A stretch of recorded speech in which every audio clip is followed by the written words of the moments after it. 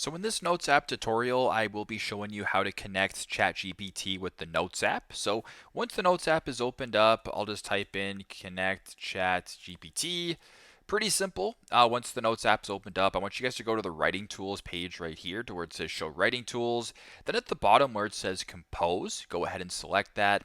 Then it'll bring up this screen, enable ChatGPT to draft text and supporting images. You can go ahead and set up ChatGPT that way by pressing on the yellow button. Now, if that doesn't show up for you guys, go to the top left, press Edit, then scroll down to where it says Writing Tools. Once again, you can go down to where it says Compose. You can also just use other writing tools as well, but press Compose right here. It'll bring up the exact same thing, set up ChatGPT, and this will help you draft text and supporting images in combination with the Notes application. So pretty simple, pretty straightforward. That is how to connect ChatGPT with the Notes app. I hope this video helps. Thanks again for watching.